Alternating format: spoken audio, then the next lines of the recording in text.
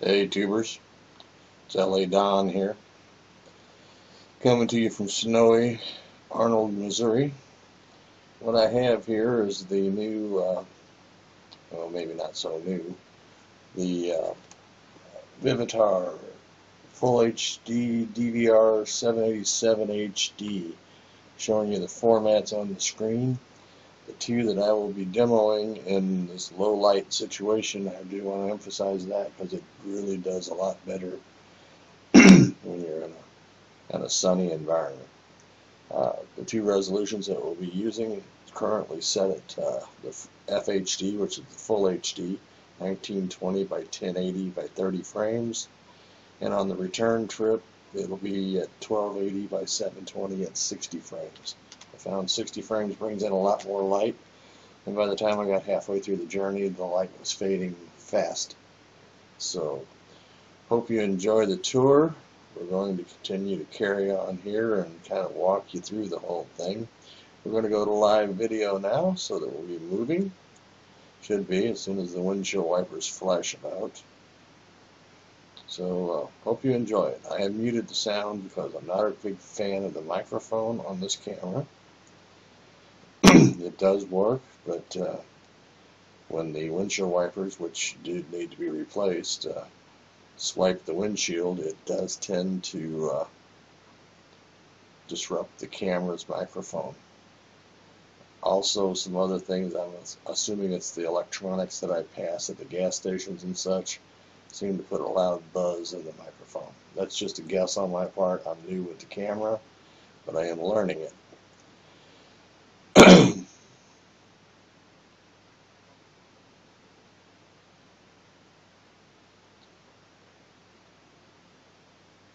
At this point in time, it's about 4:30 in the afternoon on a very overcast day. So,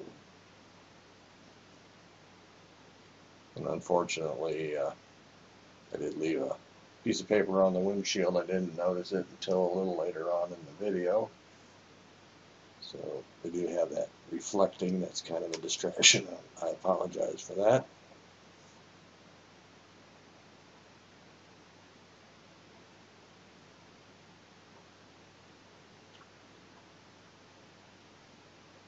The number of mounts that this came with was astronomical. I did buy this through Walmart online.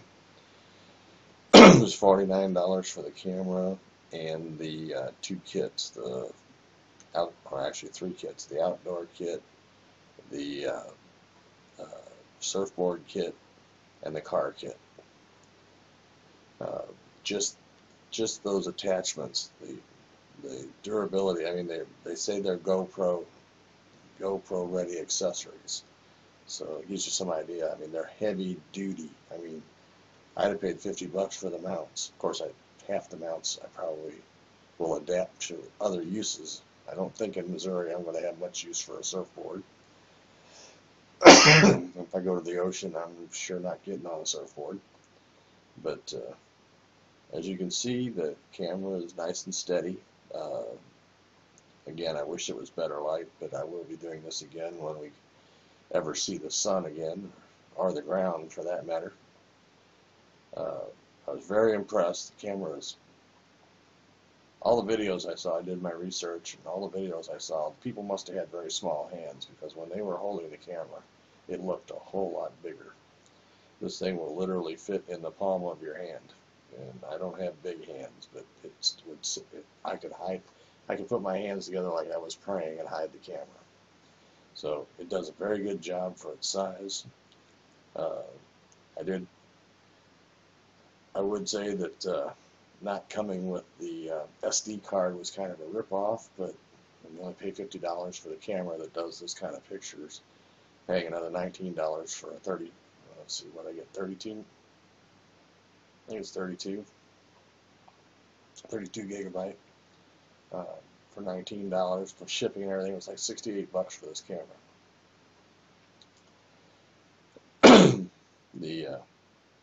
Like I said, the quality is great. I probably should be blanking out these license plates, but they're not mine, and they're on public access. So in just a few minutes up here, and then I'll be switching over to the 60 frames per second, 1280 by 720. You'll see when I pull into the Ace parking lot and actually park for a moment, I will adjust to the camera and then continue the trail.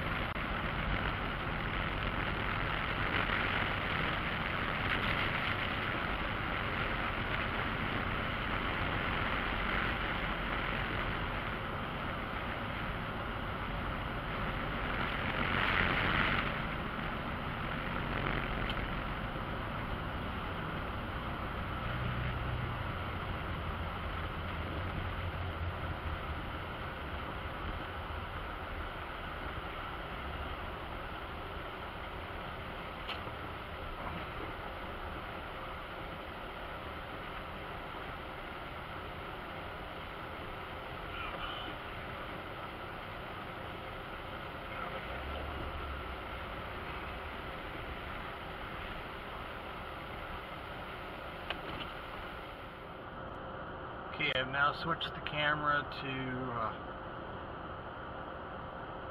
HD 30 frames per second. Notice that it definitely got brighter. I'll continue my journey. Okay, I'm correcting myself here. I said I'm switching it to 30 frames. This is actually 1920 by 720. Yeah. Anyway, it's the HD mode that I said earlier at 60 frames per second. That's why it got brighter. More frames, more light.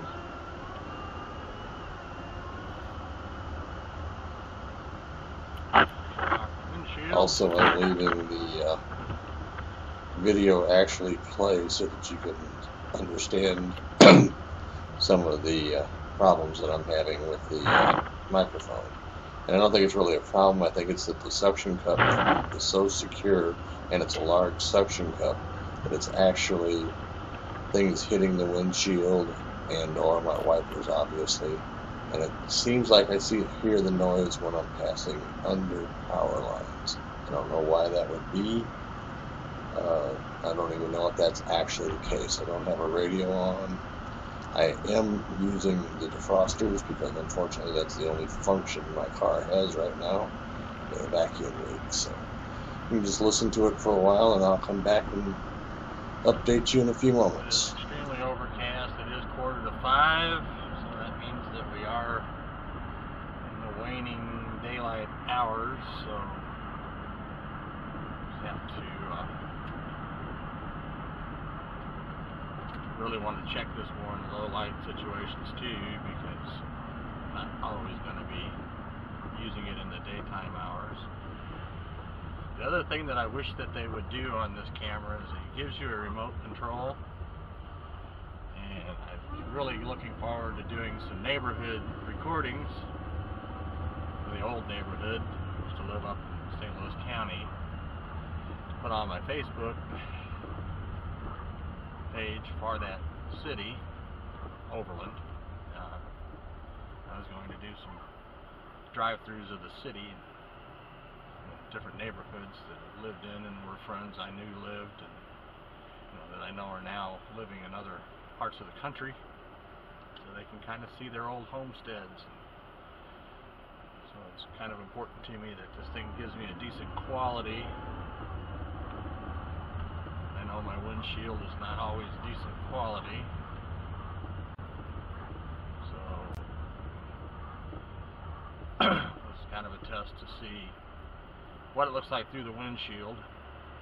I may, I can put it in the waterproof case and stick it to the hood, but the problem with that is I don't necessarily want to record every little detail of the city, which then again might be kind of cool. It'll be a long video. And he's spreading salt. I'll get behind in it. A little bit of scratchiness that you just heard, that's what I'm talking about. I don't know where that comes from. I'm not sure why. So that's just the sort of thing you have to deal with, I guess. Now, if it's on a tripod in the room, it'd be a totally different story, I think. But I'll know more as I get into it.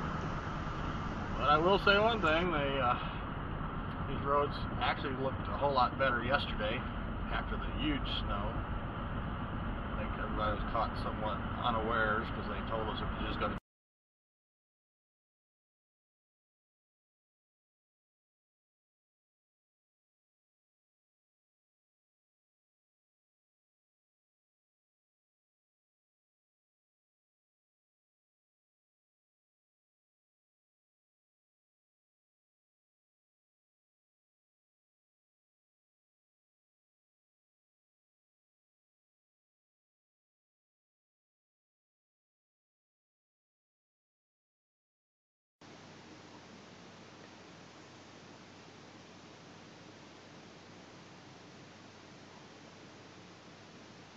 Now we've just about come full circle. As you can see, the sky looks on camera here a lot brighter than it really was, and I think a lot of that's got to do with the 60 frames. You can tell by the glow of the taillights that its light is getting scarce, and the camera is really searching hard for it.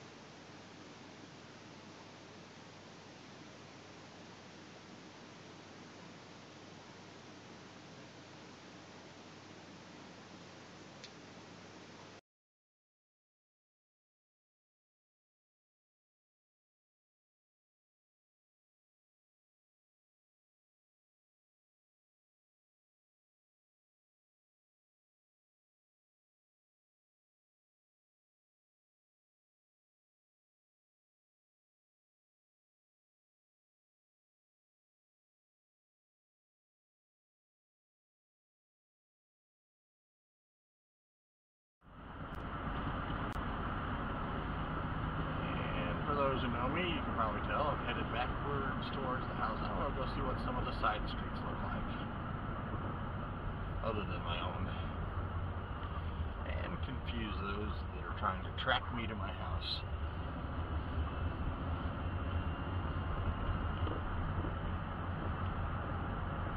Visit Toda. I don't know if you saw that sign or not. Somebody sold his eye.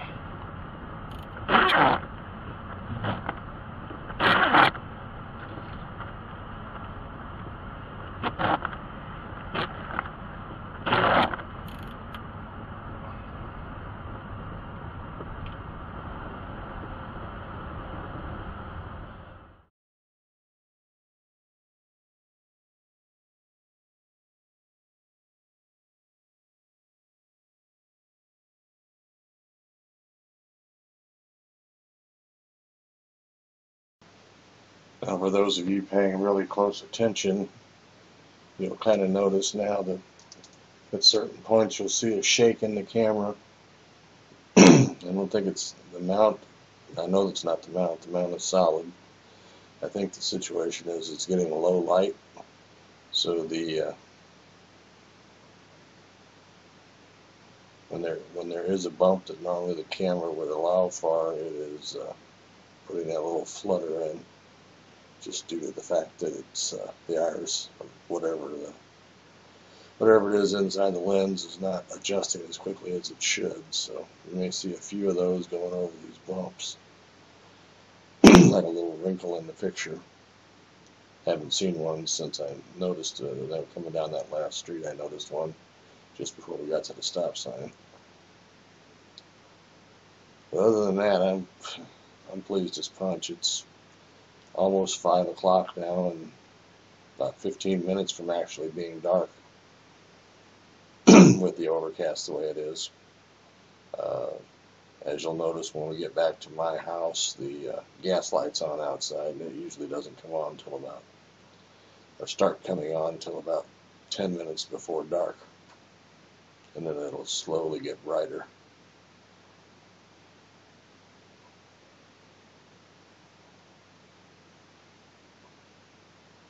In the direction that we're traveling now, the sun is setting over my left shoulder as I drive.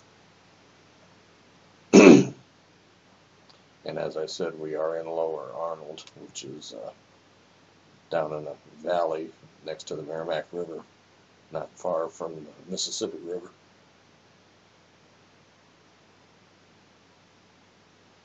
And hopefully the forecasters are wrong, because if all this stuff melts at one time, I may be living in Lake Arnold. And that's a video I don't want to have to shoot.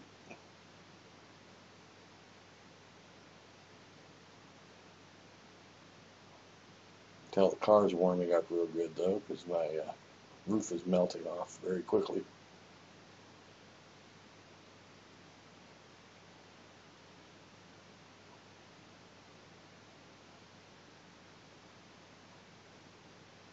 You notice how yellowed out the headlights are of the oncoming cars. Another good sign of low light. But I'm surprised that I figured it would be a lot more grainy right now.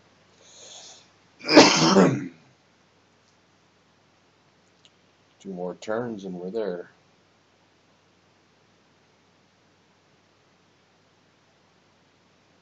Probably the only good thing about the snow is that I haven't gotten mail since last Friday, I guess. I guess I probably should go to the post office and pick it up. I passed it twice on this tour. But I can wait a little longer for the bills.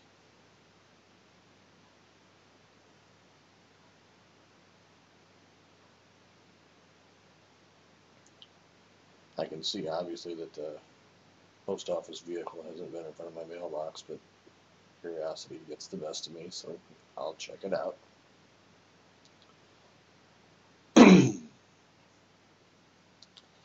And just as I thought, no mail. Time to back out.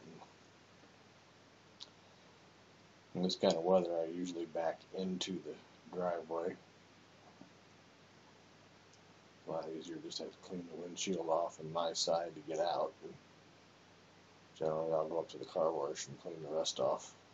But as you can see, our street isn't wide enough to park on with the snowbanks.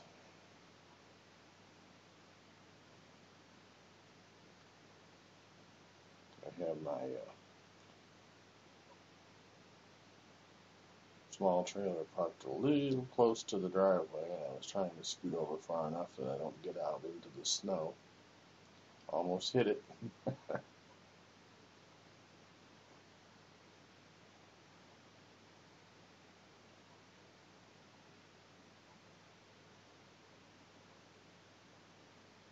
There, I think we made it. And so hopefully you enjoyed the video, and if you did, please subscribe, and I'll talk to you soon. Bye.